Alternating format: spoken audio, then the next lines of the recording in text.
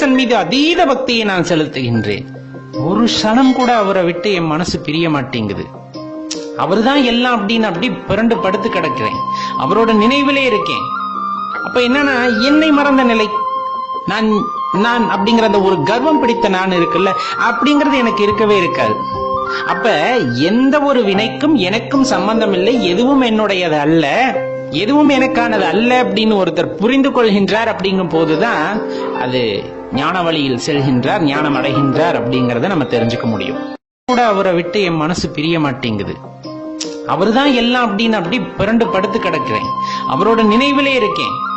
அப்ப என்னன்னா, என்னை மறந்த நிலை, நான் நான் அப்படிங்கிற அந்த ஒரு கர்வம் பிடித்த நான் இருக்குல்ல, அப்படிங்கிறது எனக்கு இருக்கவே இருக்காது.